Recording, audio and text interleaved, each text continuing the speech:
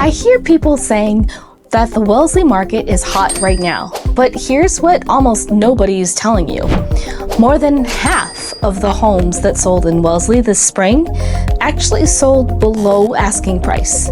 And at the same time, some homes sold hundreds of thousands over asking. So what's really going on?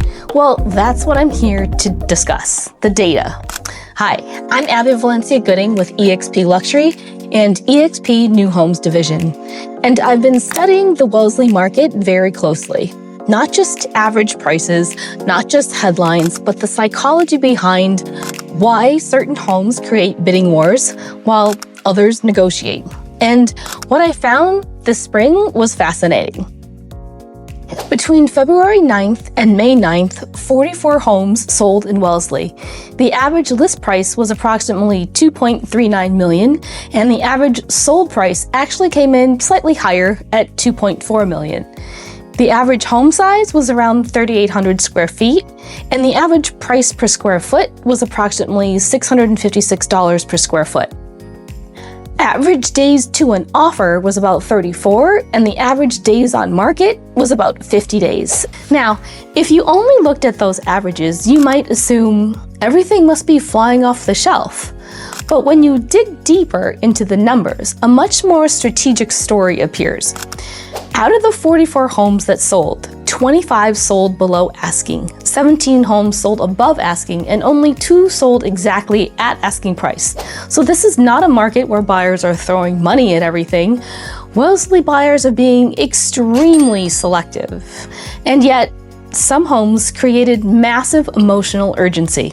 Take 2 Kavanaugh Road, for example. That home listed around $1.75 million and sold for approximately $2.175 million. That's roughly $400,000 over asking. Then there was 81 Audubon Road, listed around $1.995 million and sold at $2.3 million. That's over $300,000 above asking price. So clearly, buyers will compete aggressively when a home is positioned correctly.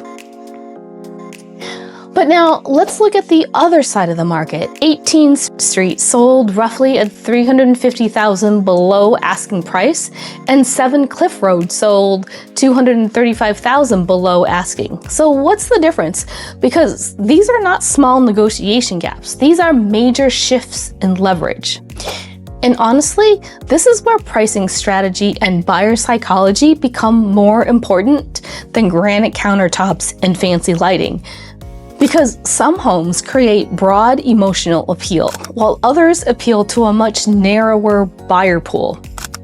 For example, take the classic Currier and Ives Colonial on Arden Road. It was very understated, traditional, and used basic photography. And yet that home sold in just 7 days for $500,000 over asking.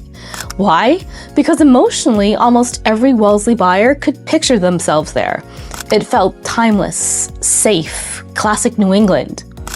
Now, compare that to the Megas Avenue property, nearly $6 million, exquisitely renovated, designer finishes, Turkish marble, curated artistic interiors.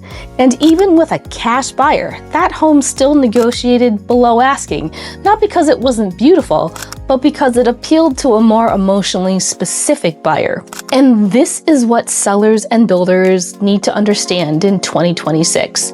In Wellesley, luxury is no longer one giant category. There are tiers. And the strongest buyer pool is often somewhere between 1.8 and 3 million, because that's where prestige and accessibility still overlap. But once homes move into the upper luxury tiers, buyers become far more selective. They're not just buying square footage anymore. They're buying emotional identity. And the market always responds. When homes are positioned correctly, buyers compete. When homes miss the strongest buyer pool, well, the market negotiates. And that's why pricing matters, like I always say, from day one. Because in luxury real estate, you don't get negotiated with first, you get skipped. And the longer a home sits, the more leverage shifts away from the seller. And honestly, Luxury homes remind me a lot of fine jewelry. Some buyers want timeless elegance, and some buyers want bold, artistic craftsmanship. Neither is wrong, but the key is understanding who the buyer is before you position the home. I'm Abby Valencia-Gooding with eXp Luxury and eXp New Homes Division, and if you enjoy these deeper strategic breakdowns of the Massachusetts luxury market, make sure to click the link and follow along, because the most important story in real estate is usually hiding underneath the numbers. Take care, and I'll see you in the next video.